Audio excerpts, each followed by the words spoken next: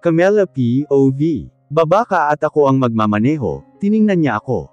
Relax, alam ko mag-drive ng car, lumabas ako at pumunta sa driver's seat, itinulak ko siya papunta sa kabilang upuan. Alam mo, sure ka? Tanong niya. Oo, magaling ako mag-drive sa laro, ini-start ko na sa kapinaandar, pero palikod naman ang takbo. Ako na lang baka imbes na makauwi tayo, diretso pa tayo sa hospital, umiling ako, inandar ko na. Ayon sabi na madali lang eh. Idiretso na ba kita sa hospital? Nilingon ko siya saglit. Sa kondo ko, malapit lang dito, tumungo ako, habang ako ang nagda-drive sinasabi niya naman ang direksyon. Malapit nga lang kasi wala pang 30 minutes ay nakarating na kami. Pinark ko yung sasakyan kahit hindi maayos, bumaba na ako at bumaba na rin siya, saka kami pumasok sa loob. Halatang tiniis niya lang yung lamig at sakit ng ulo niya, alam naman niya kasing may sakit siya, manunundo pa. Pumasok na kami, malawak naman. Dumiretso na siya agad sa kwarto niya, at ako hinanap kung saan yung gamot, kumuha din ako ng bimpo sa katubig. Pumasok ako sa kwarto, total open naman kaya pumasok na ako. Iniabot ko sa kanya yung gamot, kaya uminom siya. Banyusan mo ang sarili mo. Ano, may sakit na nga ako pa talaga. Kumunat yung noo ko. Nakatitig lang siya sa akin. Alangan namang ako, harassment na yun pag ako. Mag-asawa na tayo, kaya walang harassment sagot niya. Hindi tayo mag-asawa, kaya panasan mo na yung katawan mo, bago ka matulog, hindi niya ako pinansin, at humiga na lang siya at pumikit na. Napabuga na lang ako ng hangin, inayos ko na lang ang kumot niya, at nilagyan ng bimpo yung ulo niya. Paano nga pala ako? Uuwi na ba ako? Nilingon ko si Christian. Christian. Hindi siya sumasagot. Christian, uuwi na ako, hindi pa rin siya sumasagot, kaya tumayo na ako, nang bigla niyang hinawakan ang kamay ko. Dito lang ako sa upuan. Hinintay ko na lang siyang makatulog, bago ako maghanap ng tutulugan, pwede naman sa sofa, total maliit naman ako kaya sakto ako sa upuan. Nag-loose na yung grip niya sa kamay ko, kaya inayos ko na yung kamay niya, sinipat ko yung ulo niya, mainit pa rin siya, sabi kasing magbanyos. Pumunta ako sa cabinet niya, para maghanap ng damit niya, may nakita din ako para sakin.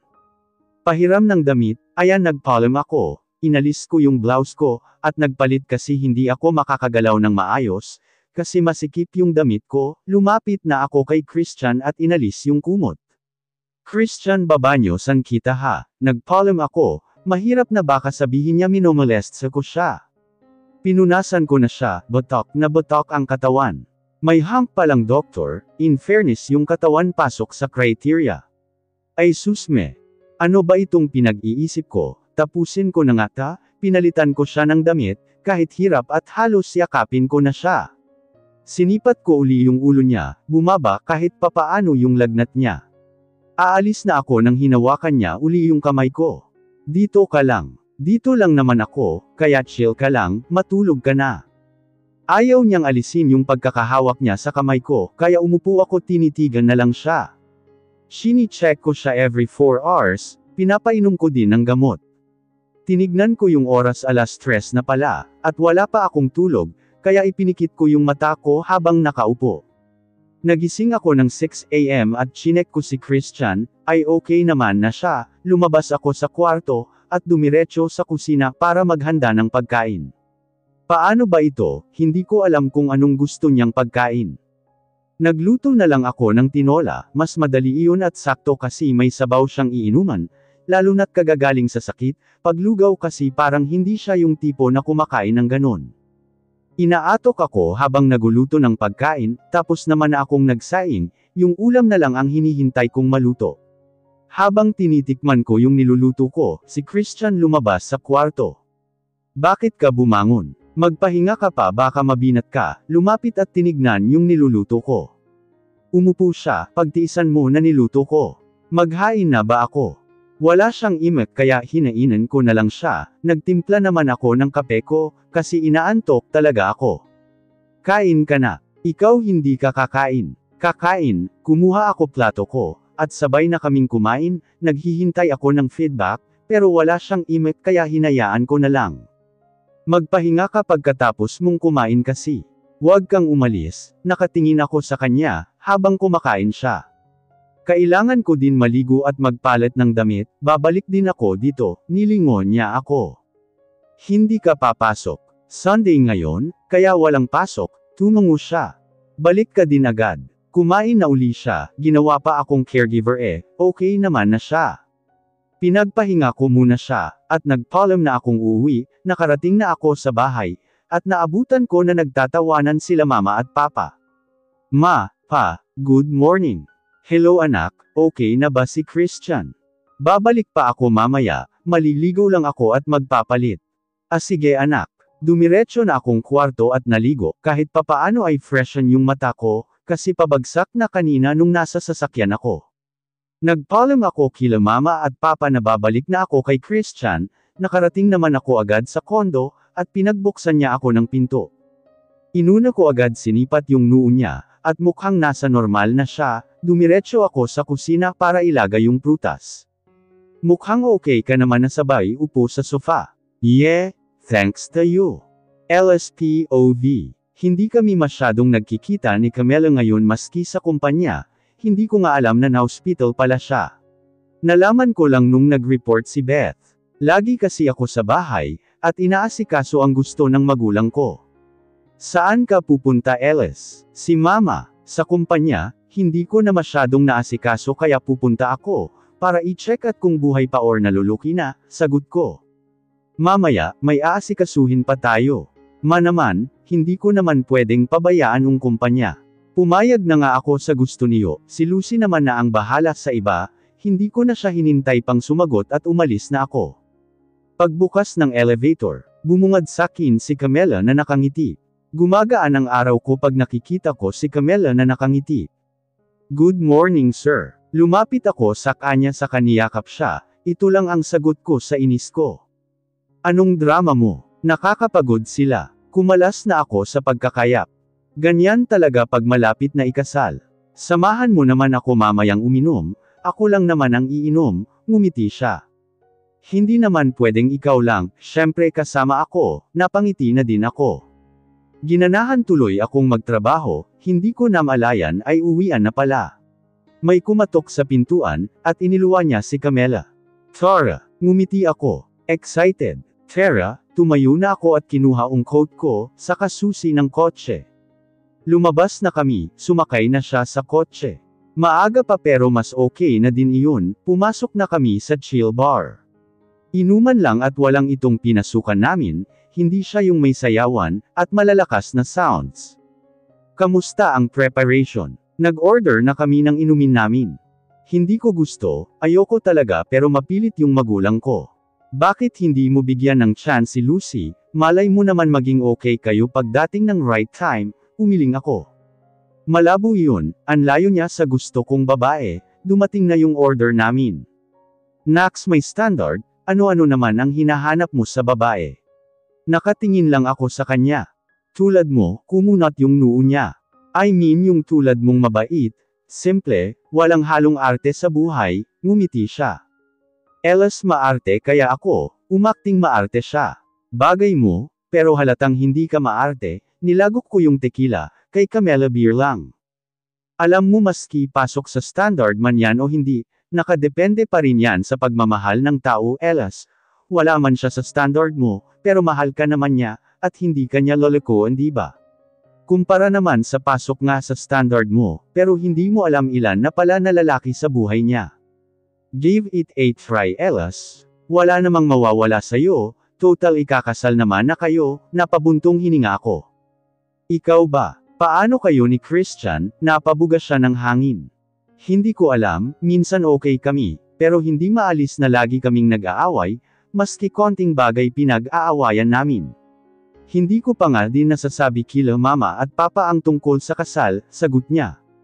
Patuloy kaming nagkwentuhan, at inabot na kami ng alas 8, pero hindi pa rin kami tapos mag-inuman, nakatitig ako kay Camela habang nagkwekwento siya. Camela, what if sabihin ko sa'yo na may gusto ako, napahinto siya sa pagkwekwento. Kunwer lang ba? Tumango ako. Tingin ko mag-iiba ang tingin ko, syempre aamin ka na mahal mo ako. Mag-uumpisa na doon ang ilangan, tsaka hindi na din maiwasan na mag-iiwasan tayo, kumunot ang noo ko. Okay ako sa ilangan, pero yung iwasan. Bakit may iwasan na mangyayari? Syempre lalo na't ikakasal ka na. Iiwas ako pagka ganun, sumimangot ako. Huwag kang umiwas, umamin lang naman ako, hindi ko namang sinabing ikaw ang pakakasalan ko, natawa siya. Hahaha oo nga no, natawa na lang kaming pareho, nang tumunog ang phone ko, si Lucy. Sagutin mo, sinagot ko naman. Bakit? Saan ka? Tanong niya. Kasama ko si Camela. Bakit? Sagot ko. Saan ka? Pupuntahan kita, tumango siya. Chill bar, binaba ko na yung phone ko, sinama naman ako ng tingin ni Camela. Huwag ka namang ganun makipag-usap, be gentleman kahit ayaw mo sa tao, kasi babae pa din yun, at madaling masaktan ang mga babae maski ganun kababaw. Uminom na lang ako. Ilang minuto pa ay dumating na si Lucy, pero hindi namin inaasahan na isasama niya si Christian. Tumabi na sila sa amin, at kumuha ng kanya-kanyang inumin. Anong meron at umiinom kayo? Tanong ni Lucy. Yan oh, turo ni Camela.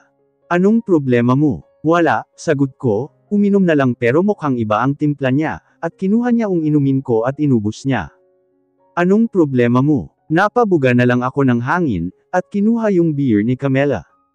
Alice, huwag kang sumigaw, bakit ba kasi kayo andito? Umiinom lang kami at walang ginagawang masama.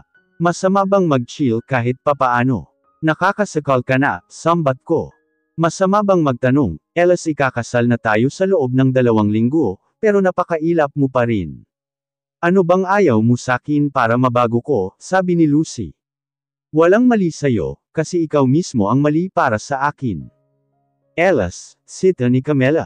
Hindi ko kaya yung sinasabi mong bigyan ko siya ng chance, kasi hindi ko siya mahal, ikaw ang gusto ko, nanlaki ang mata ni Camela.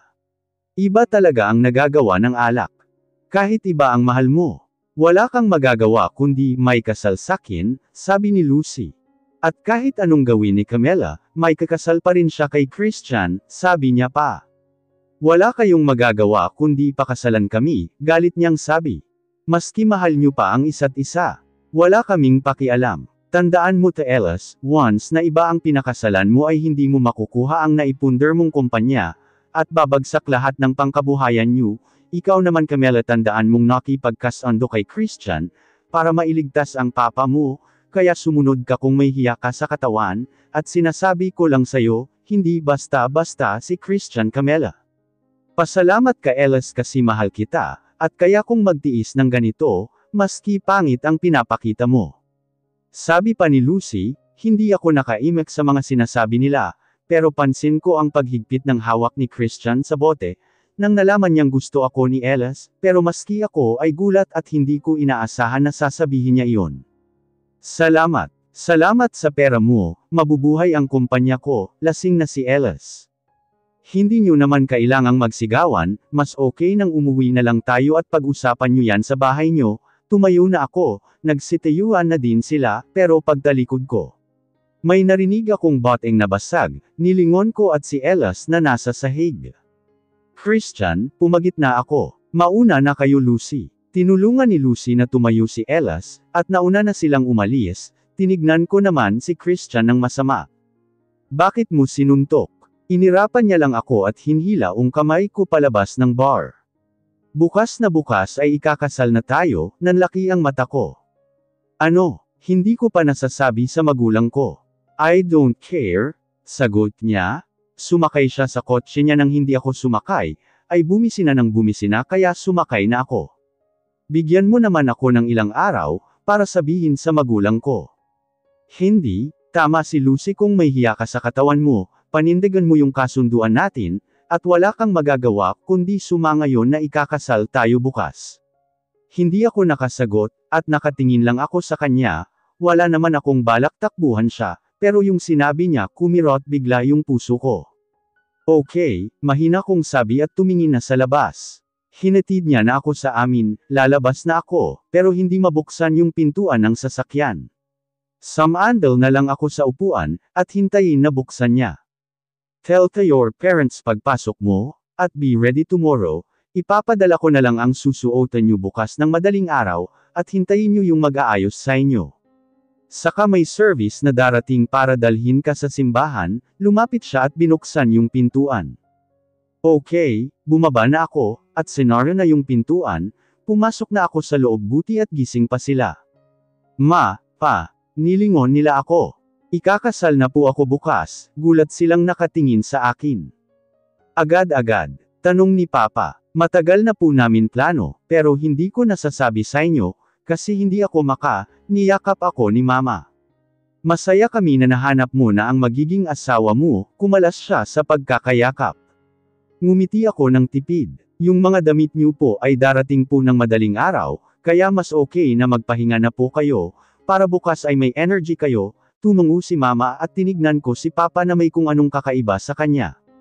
Pumasok na ako sa kwarto ko, nag-alarm ako ng 5 a.m. Ang bilis ng nangyayari, ikakasal na ako bukas, at hindi ko alam kung paano na once nakasal na ako. Anong oras na ay mulat pa rin ang mata ko, tiningnan ko ang oras ay alas 5 na ng umaga, kaya bumangon na ako at naligo. Saktong paglabas ko sa CR ay may kumatok, pumasok si Mama na may dalang malaking box. Wedding gown mo anak, tumungo ako. Salamat po, nagpaalam na siya, lumapit ako at binuksan yung box. Ilang oras lang ang meron siya, at nakakuha agad siya ng mga damit para sa kasal, sa bagay kung lahat ng bagay idadaan sa pera, walang imposible. May kumatok uli sa kwarto, at mukhang sila yung mag-aayos, ngumiti ako ng tipid sa kanila. Umupo na ako at hinayaan silang ayusan ako. Lumipas ang oras ay natapos ang ayos, photoshoot mga ganon kaya natagalan. Ma'am isuot niyo na po ang wedding gown, lumapit ako sa babae, at tinulungan nila akong magsuot. Niretouch pa nila ako tapos picture uli, chinek ko yung oras alas 8 na, ang sabi sa akin ay hintayin ko lang ang service, bumukas ang pintuan at bumungad sa akin si Lucy. Pwedeng iwan niyo muna kami, umalis sila. Tinignan ko si Lucy na naka-gown. Hindi ko inaasahan na ikakasal na kayo, sinabi lang sa akin ni Christian kagabi, at may gown na ipinadala. Maski ako hindi ko alam, kagabi lang din sinabi, sagot ko. Hindi alam ni Ellis na ngayon ang kasal mo, at wag sanang sumama ang loob mo kung hindi ko sasabihin na kasal mo ngayon, ngumiti ako. Okay lang, sa nangyari kagabi malamang magwawala iyon, at mas okay na din na hindi niya malaman. Lucy sana wag kang magsawang suyuan siya, mahirap siyang i-please, pero darating din yung time makukuha mo ang kiliti niya, ngumiti siya. Hindi ako magsasawa, kasi noon naman siya na ang gusto ko, salamat sa support. I hope na maging okay kayo ni Christian, napakalayo ni Ellis kay Christian, kaya hinihingi ko din ang pasensya mo sa pinsan kong iyon. Mabait siya, iyon lang ay ang hirap niyang mabasa at laging galit sa mundo, tumungo ako sabay ngiti. Gagawin ko ang lahat para maintindihan siya, lumapit siya at niyakap niya ako nang may kumatok, at pumasok si Mama. Anak andyan na yung service, mauuna na din kami, kaya sumunod na kayo. Sige po Ma. Tara na, ako ang bridesmaid mo, tumungo ako at naglakad na kami palabas, sumakay na ako. Si Lucy ay sa kabilang sasakyan, sorry Ellis kung hindi mo malalaman. Kilala kita lalo na't nagtapat ka kagabi, hindi mo hahayaan na ikakasal ako.